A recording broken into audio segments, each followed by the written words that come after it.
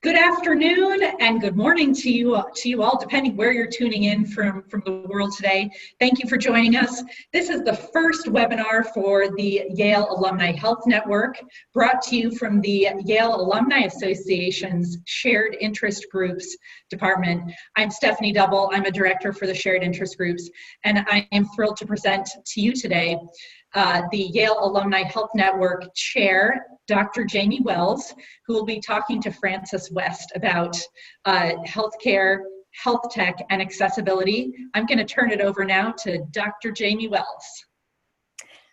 Thank you, Stephanie. This is so exciting. I feel like I'm hosting some television show or something. But welcome to our inaugural webinar for the Yale Alumni Health Network, which we also affectionately call YAN. And YAN's mission is to break down silos in the health-related professions in an effort to spur innovation. So we're interested in growing our membership and involvement in those in engineering, health law, health policy, medical practice, everywhere around the world. And I can't be more excited to have Frances West with us today, who just is the embodiment of that mission. But until we get to the excitement of her, I have to make a couple announcements since this is our first webinar, kickoff webinar.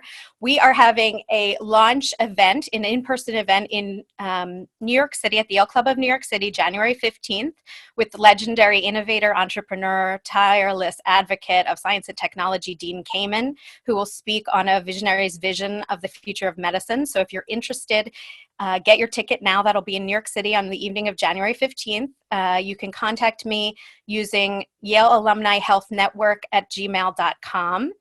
The Yale Alumni Association will also have an event, a pre-JP Morgan Healthcare Conference event on January 12th in the evening. I'll get into more detail at the end of this webinar on that. It will be in San Francisco. The evening of January 12th around the 6 to 9 p.m. hour at Orrick Law Firm, 405 Howard Street. And again, I'll readdress that at the end of the webinar. For today, if you can scroll at the bottom of your screen with your mouse, you'll see the Q&A box. And if you could ask your questions using the Q&A box only, that would be greatly appreciated. You'll have an opportunity to get those answers once Frances gives her opening remarks. So now to the main event. I could probably spend the entire webinar talking about this extraordinary trailblazer that is Frances West. I don't even know where to begin. I can say she's an internationally recognized thought leader. She is a trailblazer offering new thinking on operationalizing inclusion. She was IBM's first chief accessibility officer. Her advising, and she founded her own strategic advisory firm. She advises startups, C-suite level executives around the world. She is the author of an extraordinary, revealing, and actionable book entitled Authentic Inclusion Drives Disruptive Innovation. She received an honorary doctorate of science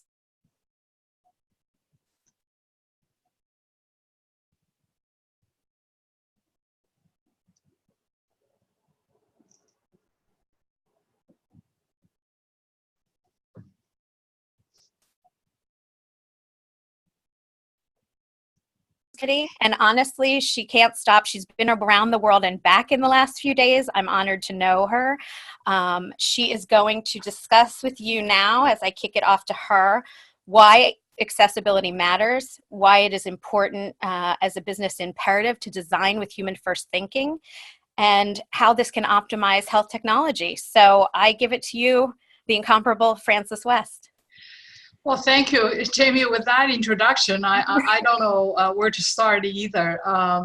But this is an incredible honor to be on the inaugural Yale Alumni Healthcare webinar. And I think as I was reflecting, I think, you know, all of us who are on this webinar probably have this dedication and also passion about serving people.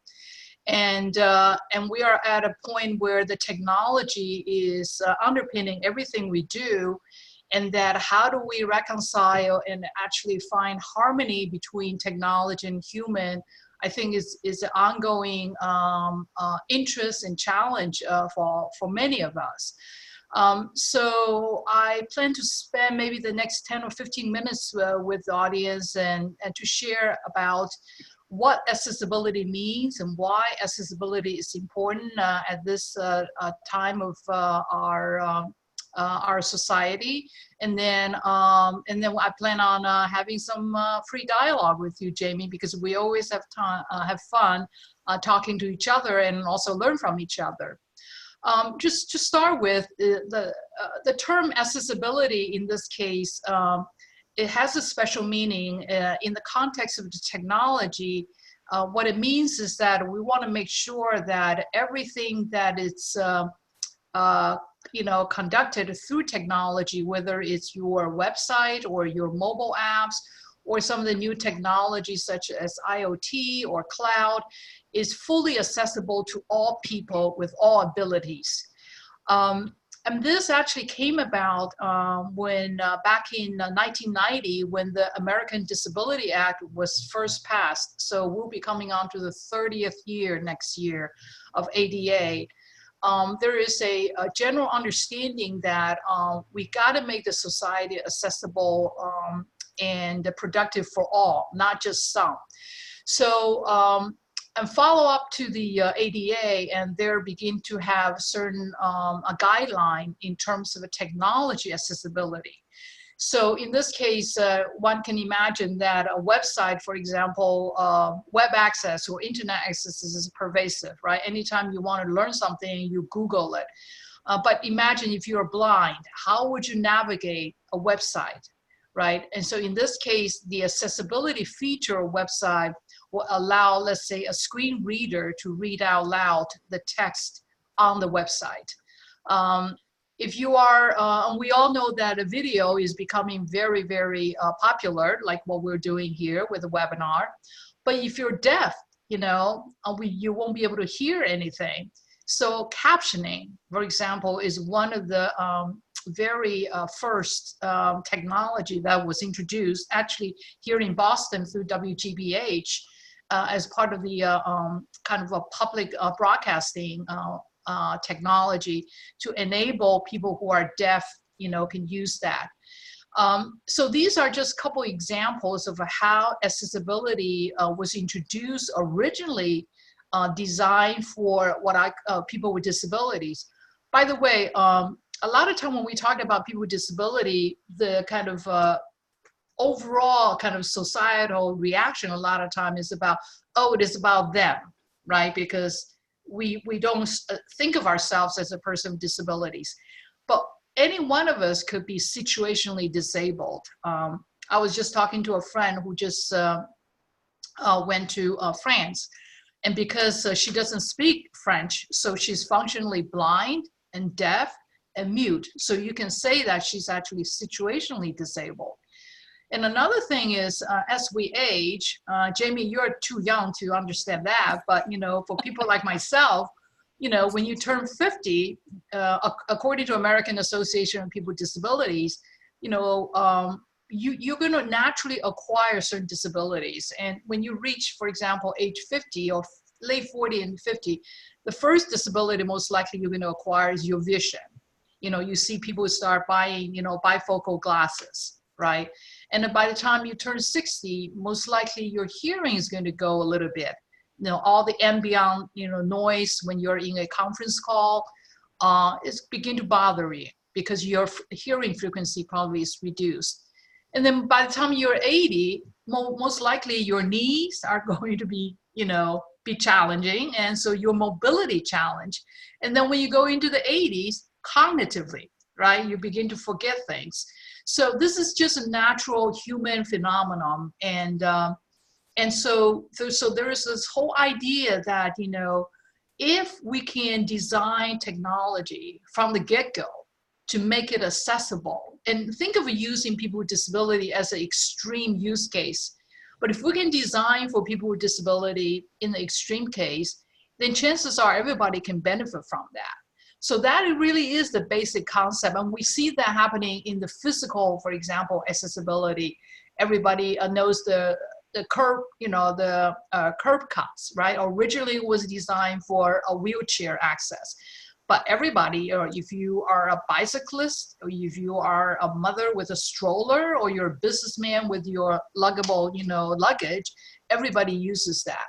So part of my job when I was at IBM, and then and also the work that I continue to do now, is to really kind of mainstream the thinking about accessibility, and to have all the leaders, especially in this case, decision makers, whether it's board members or C-suites, to understand that when you think about human first, or when you design technology, we have to be mindful that we need to design for human, and human is the ultimate objective versus technology for technology's sake. When I was working in IBM research, I had the honor working with tremendous scientists and engineers and developers. And frankly, it's from them I got the inspiration that, and by the way, some of them are deaf, some of them are blind, and some of them are mobility challenged. And then because their disability, they are incredibly creative, because that's how they have to navigate the world. And so they have really the outside the box thinking. And that really triggered my belief that anytime when you are different, quote unquote, from the mainstream, that difference actually can make a difference. And therefore, there's a whole idea that digital inclusion, in this case, what we're talking about, technology inclusion, can be bettered and can be improved if we have the participation of people who are, quote unquote, more human. So this also leads to this whole idea to the what I call the authentic inclusion, because since the maybe 7 or 8 years ago, we actually have seen waves and waves of inclusion movement start out with like Me Too, Black Lives Matters, LGBTQ, and Time's Up, but overall, I think this instead of thinking inclusion as a different segment of a population, I think it's so important to think holistically, to say that it's all about human. And when we are dealing with human, and especially the technology that's important to industries, then if we can design in people's thinking from the get-go, it's going to be that much more usable in the end. Now, coming back to the technology impact on different industries, we all know that some of the industries, especially consumer industries or financial services industry, has taken a real big step in deploying technology to improve what they call the customer experience. But of all industries, the one that potentially can benefit most is healthcare, because healthcare is by definition based on serving people, serving humans.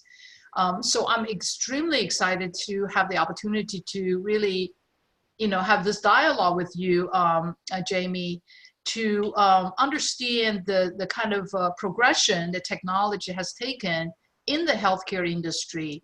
And right now, a lot of the technology innovation in the healthcare tends to be on the back end, meaning on the administration side, on healthcare record side, and most of the focus is on, for example, driving more efficiency and cost reduction. And I think it is very important in this industry in particular that in parallel to optimizing the back end or the back office or administrative system efficiency, we actually really have a extra focus on the human impact. Because with human impact, I mean patient, I mean doctors, the domain or the people who really made the healthcare industry matters. Their voice, their perspective, their ability has to be taken into consideration, because otherwise we really risk creating a system that would not be optimized and actually potentially can go against the grain of the original design and thinking of a healthcare. So with that, I wonder what, Jamie, based on your experience, have you seen the impact of technology, or what have you seen in the impact of technology in healthcare? Well, first of all, thank you so much. That was such a good overview of where we've come from and where we're heading. And what I think the greatest thing to start with is really the cautionary tale of what you discuss when inclusion is not center to design.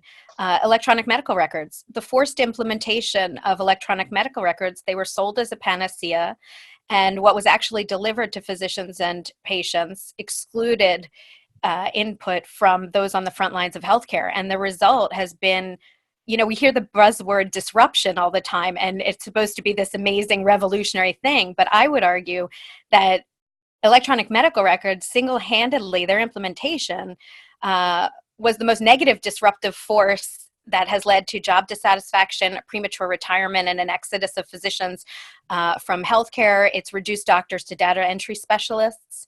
I think there's a lot of wonderful things, like you were talking at the beginning, of trying to find a harmony in technology. But unfortunately, there was no customization. What a neurosurgeon requires is vastly different than what a pediatrician would require in real time. The biggest win were the medical coding industry. What was delivered was a glorified billing platform that really marginalizes human meaningful patient data. And so that actually compromises patient safety. It has ethical issues that it raises in terms of who owns data, which we're now seeing, and we'll go into the whole Google Ascension news in the last 20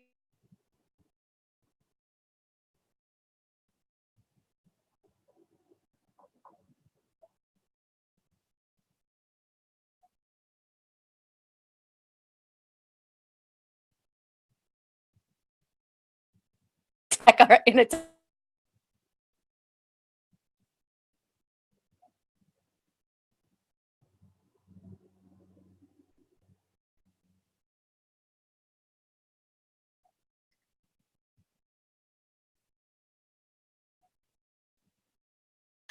do you think that the pendulum is shifting in terms of trying to include that on the front end now, or do you think it's a tough road to climb? Where are we in terms of learning our lessons from how that was done? So you broke up a little bit. So I assume the question was that, a lot of focus was on the back end and optimization, and whether there is a shift into the front end.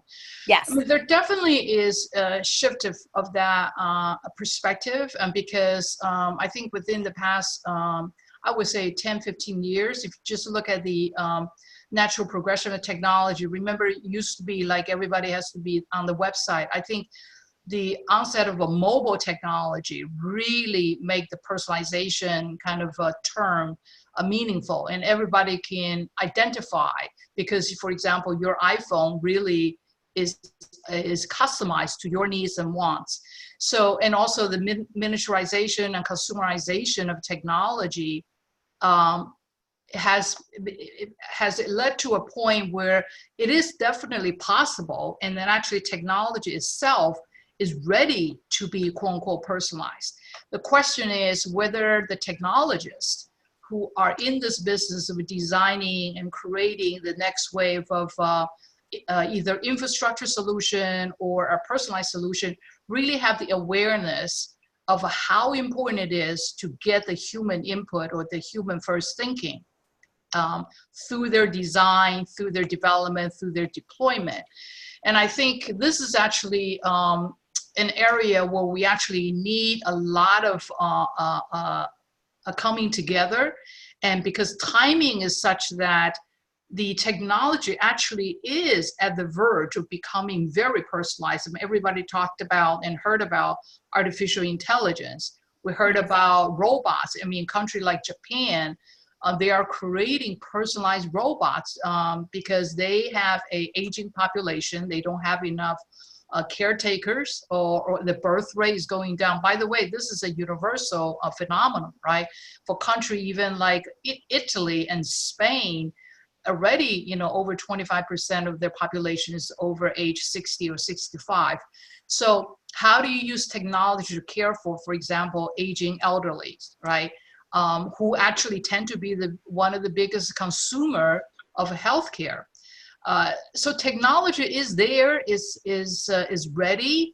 But I think human is not ready in the sense that human, we have come from a history of a technology metrics has been mostly on efficiency or on speed. But now we are at the point where we really have to think about, when we talk about, people say, well, patient-centered healthcare or personalized medicine. I don't think they really stop in enough time or energies being put into really understand what that person, that P means, right? So I think collectively, that's why people like yourself, who is a doctor, who's in the front line, who deal with that human, really have to have your voice heard and understood, both at the policy level and also especially at the implementation or development level. I really want to, that's why I wrote the book and then kind of gone out to really try to evangelize this idea, is that you got to have people in your design thinking, in your design workshop. You know, I mean, technologists, it's their responsibility to engage, but at the same time, people like yourself really have to take on the, the responsibility to push back in some cases, or to challenge what human first or human thinking really is. Well, I think to your point, you know, we've gotten a lot of questions on aging, and with regard to recent National Institute on Aging highlights that America's 65 and over population should nearly double in the next 3 decades, from 48 million to 88 million by 2050. That was in a major report in the last couple of years. And as you stated, the consequence of that impacts families, the caregiving population is growing, transportation. We're seeing, you know, medical noncompliance and no-show visits. We're seeing actually workable, wonderful solutions. You know, Uber, Lyft, etc., has jumped in because in terms of medical noncompliance and no-shows, transportation is a huge impact. If people can't make it to the doctor's office, it's a barrier to care. It's actually, access to transportation is a significant factor, accounting to $150 billion lost each year due to 3.6 million Americans delaying or missing medical appointments and interventions. So those are areas of unmet clinical need that I think technology can do and is stepping up to try and solve those things. I think one of the biggest interests is, you in a prior discussion told me that with regard to aging and how technologists think of things, there's the well-being and then there's dealing with the disability side. I think the audience would be very interested to learn about all of the things you were discussing about what's coming and what is underway in terms of health tech with environmental factors. If you could elaborate on the smart homes, I think you told me about smart sensors, whether things are task-centered or emotional robots, you know, letting people know about all of the wonderful things that are underway that are enhancing not just those in the aging population, but anybody, to your point, who is impacted with a disability, to better their quality of life and extend their ability to work and enjoy their families, etc. I think people would really, I've been asked a lot about that for you. So yeah, you mentioned the missed appointment. I think it's for people who are aging or like you said, disabilities. I mean, going to the doctor, you know, having checkup or doing tests. It probably is more of a regular occurrence. And the path from, for example, home to the hospital is actually it's fixed, right? So from that standpoint, it's actually a lot easier to deploy technology such as autonomous vehicle or a driverless car, right? Because in this case, we know exactly where the person lives and where the hospital is. Because right now the challenge of autonomous vehicle is that if you are in a random or more kind of dynamic situation, then the system is less reliable. But on the other hand, if you have a fixed place from point A to point B, one can imagine, you know, we have a concierge kind of driverless car to come to the, you know, the front door of the patient or the elderly, and then pick him or her up and to the hospital, right? So instead of Uber or Lyft, in the future, you could see this kind of automated transportation needs, transportation provided. And then also, I mean, little things can also be deployed by technology to improve just the quality of a patient participation. I was in a kind of health tech hackathon last year by Mass Challenge, because I'm based in Massachusetts, and there was this company called Medumo. A very simple apps. They just basically take a test. For example, hate to say this, colonoscopy. You know, everybody hates colonoscopy, and there are so many steps one has to do. And usually what happens is when you go to the doctor, they give you this big sheet of paper. They say, okay, 2 days before you need to do this, and 24 hours before you need to do that.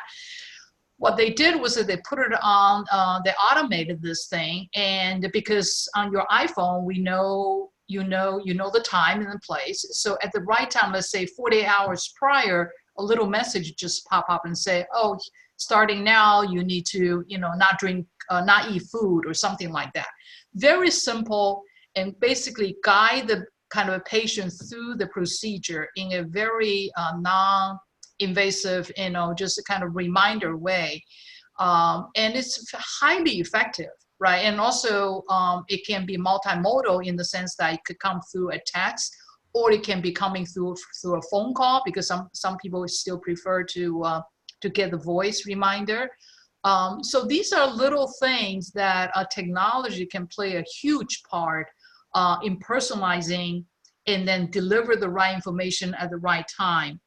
And then we talked about, many homes now are being built with sensors in there. And one of the first project we did when I was at IBM, actually with a home in Italy, we were very concerned about data privacy, so we didn't want to collect, for example, biometric data, because this is actually a few years back, and at that time the privacy law wasn't as clear, and we didn't have a GDPR or anything. So we thought, well, let's just collect one simple stats, which is carbon dioxide, which we can detect very easily through sensor in the home.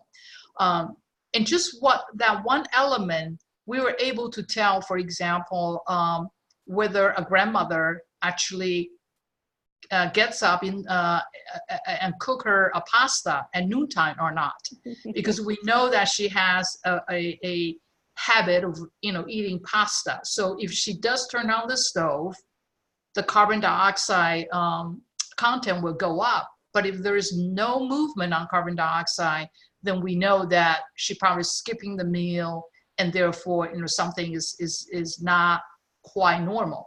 So this is just one little example. Another example is that we actually have situation where people are beginning to put sensor in diapers in senior care. I mean, you think, you say, well, what is that about? But apparently that is one of the biggest challenge in the senior care facility, is that definitely. I mean, urosepsis or run-of-the-mill UTI in a compromised patient who is not mobile frequently, not ambulating normally, right. Or in a restricted manner, they can get urosepsis. These things can be very difficult, or get breakdown of skin and stuff like that if not changed readily. So I mean, these are very impactful in quality of life and extending life. Right. I want to pivot for a second because we're getting a question. As more people age, many want to stay in their home. In addition, more people become caregivers of a spouse or parent. Is there a movement to create new housing which is accessible with the view that eventually we all will need it? Absolutely. I mean, there's a lot of discussion, and some of the real estate companies and architects actually are beginning to think about how do we, construct the kind of the home, a smart home of the future, so that it can have smart, for example, oven and smart, toilets, because one can, again, detect the habit or the routine of a personal hygiene by having sensors built in. So all these kind of a possibility. It's actually upon us. And I think the key is really, it is my hope. That's why, and through this kind of webinar or other engagement, I really hope that, you know, as architects design the new home of the future, and also software companies develop these kind of smart home apps, they really have the intent and the purpose of an individual, you know, taken into consideration. So this is actually a very exciting time where technology is ready to meet with human, but human has to be a lot more active and not be afraid of technology, and understand that you don't have to be a data scientist, you don't have to be a, you know, a blockchain expert. You know, I mean, ask the question of your university, of your, you know, a city, you know, because a lot of cities, I'm involved with the UN G3ICT, which is a organization, nonprofit organization associated with the UN Convention on the Rights of People with Disabilities. And one of the big initiatives I'm engaged in is called Accessible City Initiative. So this is really pushing the city planners to understand and engage, you know, citizens in the design thinking of making the city more accessible, from transportation, from procurement, and so on. But, you know, home access certainly is and will become part of this kind of overall discussion. I want to go back to your point with regard to privacy. You know, a lot of times the unintended or intended consequences of a lot of the technology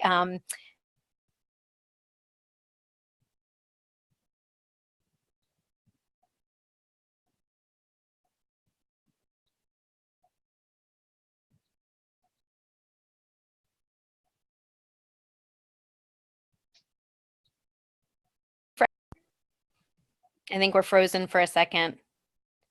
Are you able to hear me? Okay. So with regard to this patient privacy issue, there are a lot of people who have a lot of concerns with regard to that because, you know, our HIPAA laws and consumer protection laws didn't, you know, predated a lot of the rapid nature of this technology. So if you can give our viewers, if they're unaware of what's gone on in the last 24 hours with regard to the Google Ascension data, you mentioned that there were constraints to you, and you were always under consideration when you were at IBM about privacy, patient privacy. I've written a ton about patient privacy in the last couple of years. I mean, people don't realize that there are companies that are putting digital geofences around hospitals and physician offices, that if you carry your phone, if you're taken emergently to an ER, you don't even know that someone can track where you've been, and they can deduce going backwards what your condition is, if you saw X doctor who's an oncologist or infectious disease expert, etc. So a lot of these raise a lot of bioethical issues with patient autonomy. Some of them have been a little coercive. There are wonderful things with regard to health tech. You have digital pills now that are helping track whether someone was compliant or not. But how can we not be so behind and assuage people's fears with regard to privacy and data, health data specifically? I mean, this is definitely a huge topic, right? I mean, I think this is a perfect example of how technology kind of moved ahead of our kind of general human understanding of its impact. And then a policy was also kind of wasn't able to catch up.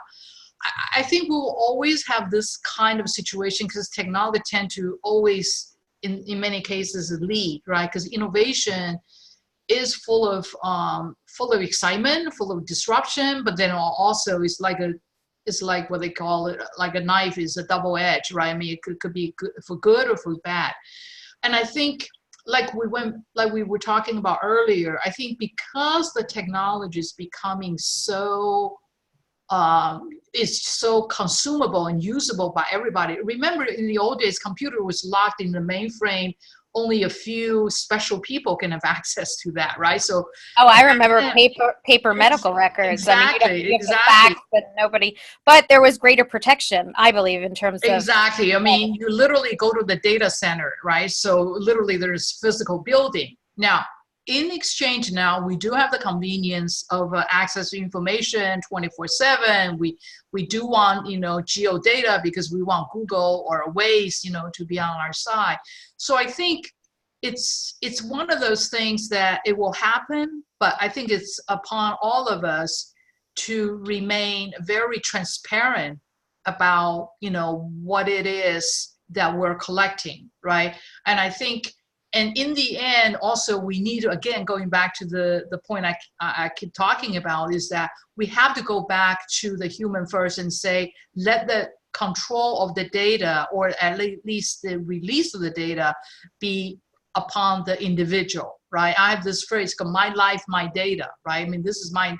Anything that is mine. I mean, and also, by the way, I feel like all these, the definition of privacy, security, and to some extent accessibility, depends on your culture, depends on your age.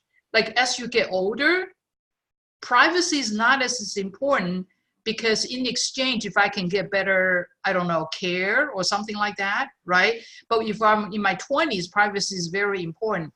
So I think it's very important that we actually begin to think about the digital infrastructure as we build for the society, take into consideration the kind of different tolerance of a privacy or security that one may have, and that begin to educate the consumers on what their rights are, and then and be very transparent as to what information the company is collecting or not collecting, and begin to balance out the control and the release of the data with the individual as part of decision making, versus right now is more kind of one-sided. Again, in this case, because I spent my 30 plus years in technology industry, so not that I'm defending the technology company, but a lot of times it's not done with ill intention.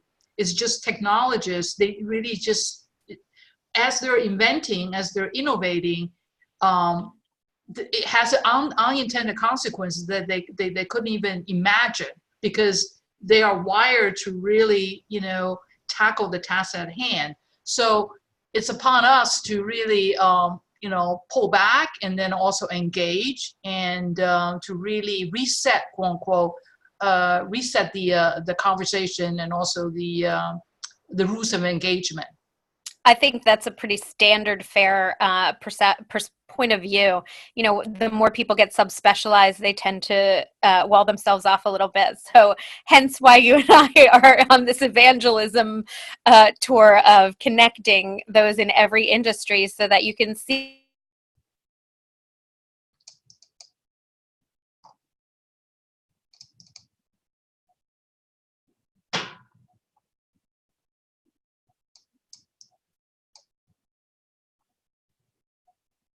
patient care.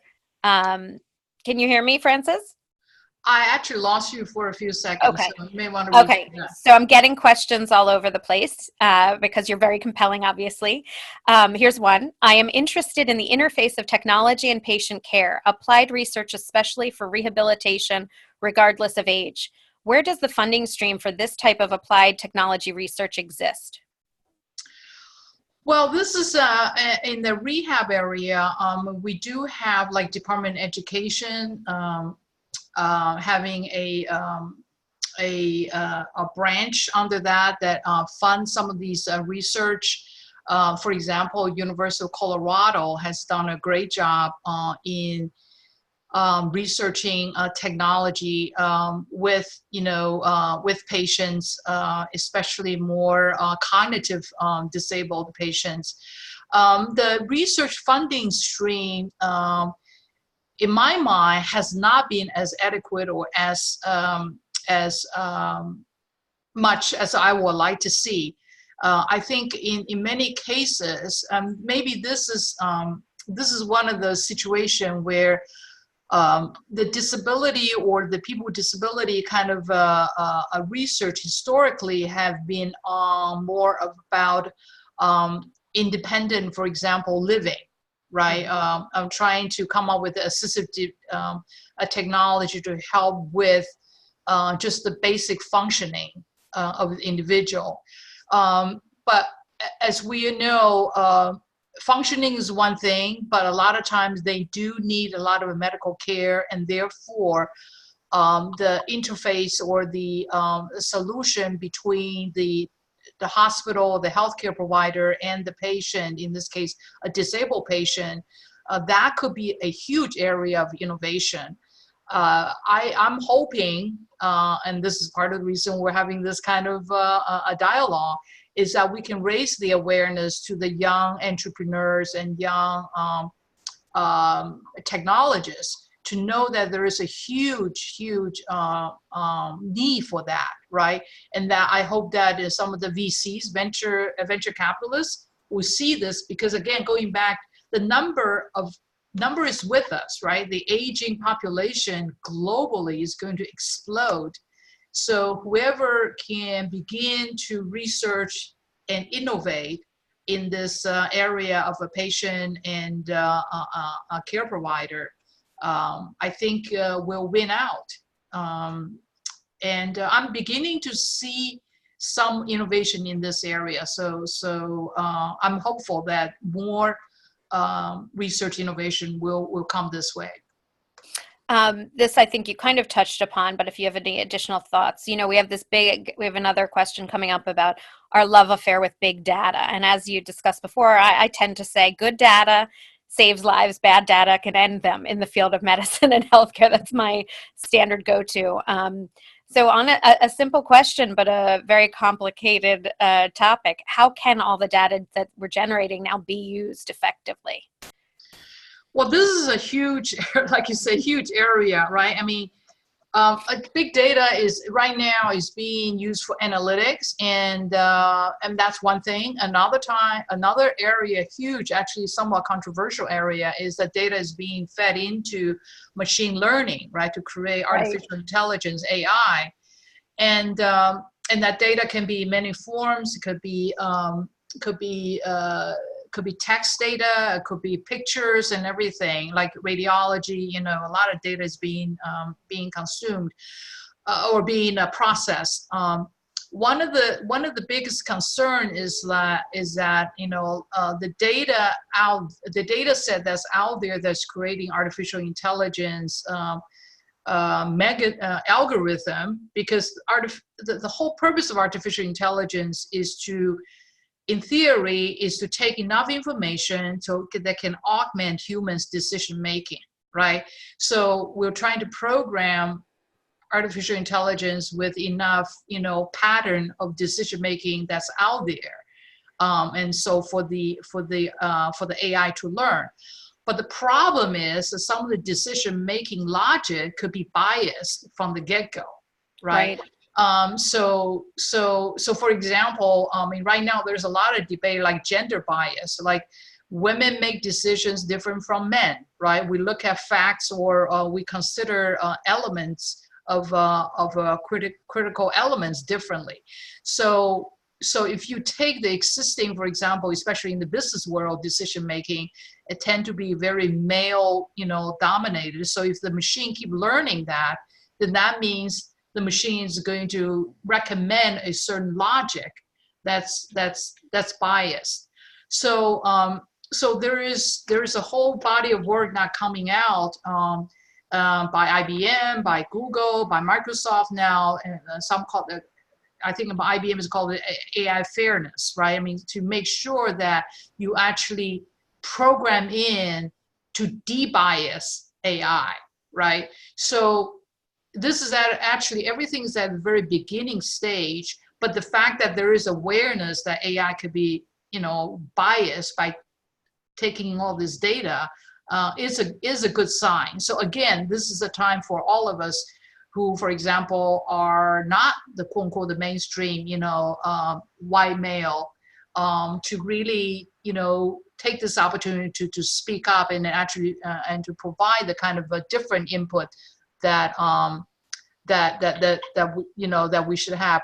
On the other side, I was just contacted by a professor in South Korea who is actually building up tool sets to create small data, individual data sets, individual AI. He called it democratization of artificial intelligence, meaning each person, sometimes you have your domain knowledge. For example, you are a gardener, you just love daylily.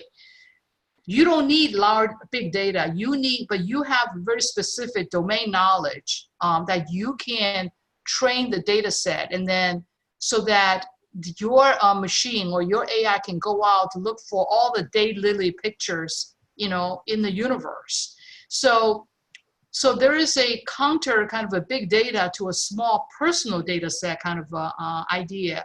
It's fascinating. I mean, I don't know whether it's possible, but one can imagine the aggregation of a small data, which we know will not be biased because in this case is your data, eventually could create a pattern that can maybe balance out or complement the big data.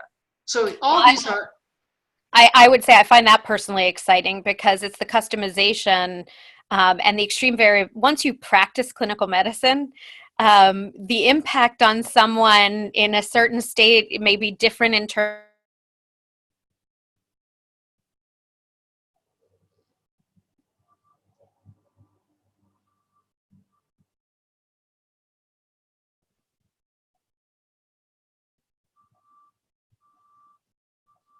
In general, most people respond X.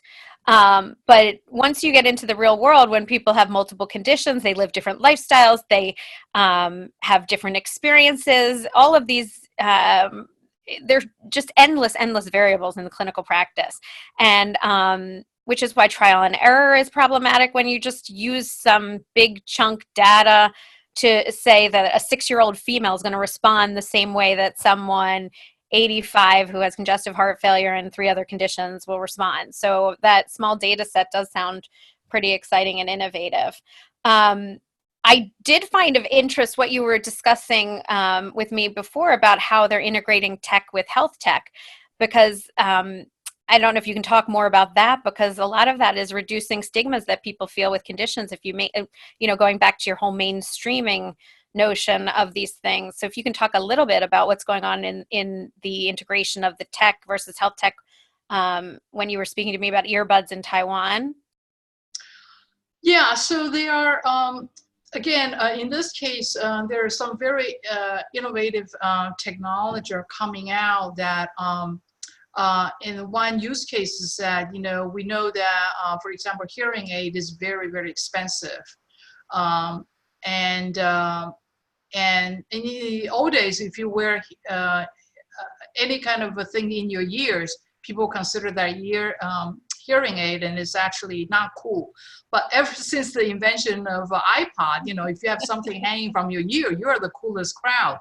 So this company was very innovative. They combine, basically, they have invented this thing that you can wear as a ear pod, so you can listen to music, and yet it has built-in both what they call the firmware, meaning microchips plus the software, so that it can test first the frequency of hearing that you are most either comfortable with or just you're capable of, right?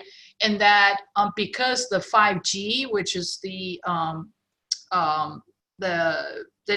kind of a telecommunication infrastructure, meaning very, very fast speed, they are able to process sound that's coming at you and readjust the sound to the frequency that you can hear. It's a fascinating way of combining functional, design with, practical usage, and potentially will disrupt, the whole hearing aid industry, right? Because a hearing aid is very, very expensive. But in this case, one can imagine you can do some audio testing on a mobile app to get the baseline of your frequency and then put this earphone in your plugin, and then you can hear. They actually are also thinking about building in a software that can manage the exposure to noise, because I guess clinically, if our eardrum will suffer if you go too high a frequency for too long. So they can, in real time adjust the volume and also the length of time of exposure to that. So it's a very innovative solution. And it addresses, like you're saying, not just the functional, but the aspect, some people are very self-conscious about hearing aids, and, and then it makes them depressed because they don't participate in their families as much. They don't want to wear the hearing aid. So, it could be other people have no issues with that. But, by putting the human first component to it, you're going to get much more compliance. And it just demonstrates that, as you started out with this talk, that everybody faces a challenge at different points in their life to varying degrees. Is there a example of an authentic inclusion where an upfront accessibility design that you think was the most positive disruptor? Do you have a favorite example where things were done right? And then unfortunately, we're going to have to shift out because the time has flown. Well, I think one of the favorite example is a startup that I'm actually working with, a company called AIRA, AIRA. It's a really, the founder really started with the intent that he wants to help, people with low vision or blindness to navigate the world, productively. Mm-hmm. So he went about, design the solution.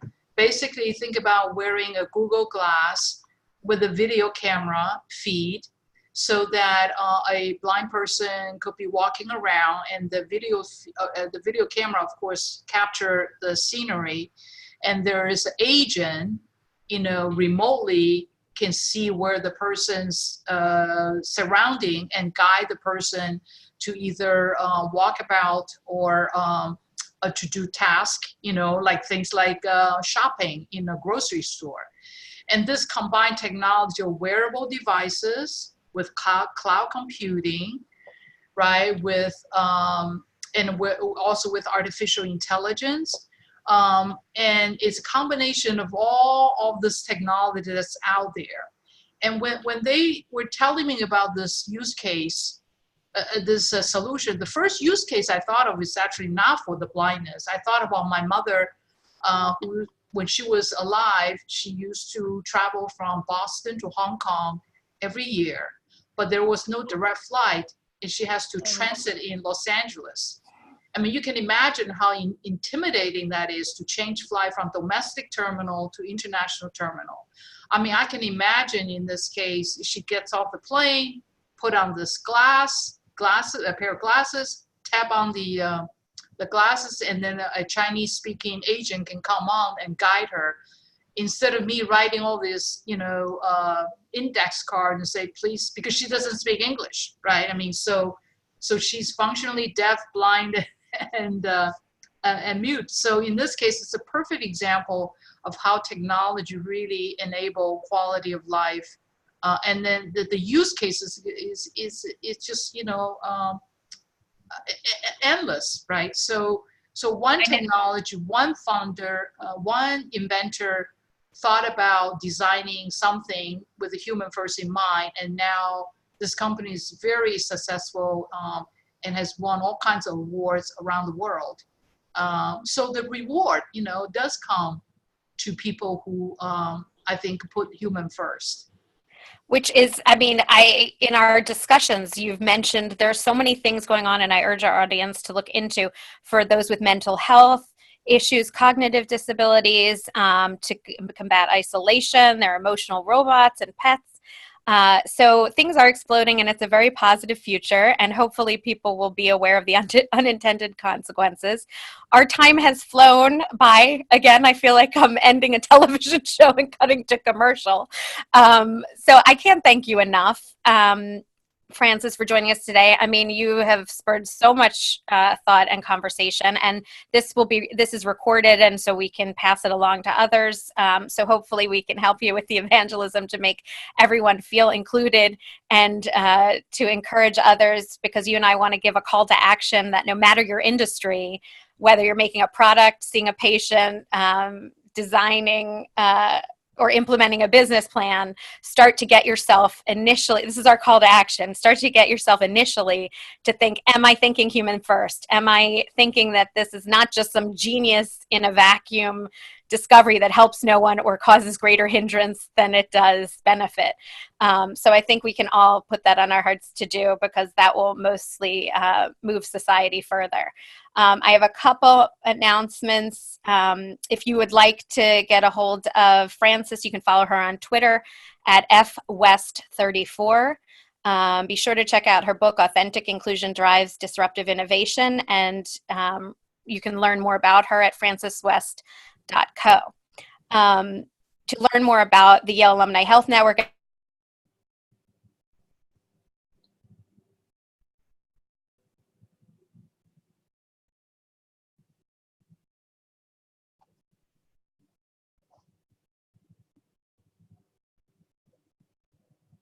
to about 9 at the Yale Club of New York City. If you're interested in getting tickets, just email me. If you're interested in the Dean Kamen event, I see we lost tech for a minute. Email me at Yale Alumni Health Network at gmail.com. And then I'm just going to read a quick thing with regard, and get your ticket now. So contact me about the Dean Kamen event. And this is from the Yale, I have a final announcement from the Yale Alumni Association. On January 12th in the early evening, alumni with shared interest in biotech and life sciences will gather for an event in downtown San Francisco at a pre-JP Morgan Healthcare Conference event. Dr. Roy Herbst will be the keynote speaker, and he will talk about Yale in immuno-oncology. Dr. Herbst is the Ensign Professor of Medicine and Professor of Pharmacology, as well as the Chief of Medical Oncology at the Yale Cancer Center and Smilow Cancer Hospital, and the Associate Cancer Center Director for Translational Research at the Yale Cancer Center. If you're planning to be at the JPM conference and would like to come to this event, please contact Stephanie Double, Director for Shared Interest Groups at the YAA, and her email is stephanie.double@yale.edu. Thank you, Frances. Anybody who has any questions, ideas for future events, wants to help us in our mission of breaking down those silos worldwide so that patient care is improved and humanity is furthered with great innovation in the medical sphere and beyond, please email me, Dr. Jamie Wells. You can use the email Yale Alumni Health Network at gmail.com. And thank you again, Frances. Thank you. Thank you both so much, and thank everyone who has joined us today for the Yale Alumni Health Network first webinar, brought to you by the Shared Interest Group Department at the Yale Alumni Association. Exciting things being done all over the world in all corners of industry and interest by Yale alumni. So thank you so much, and tune in for our next one. Take care.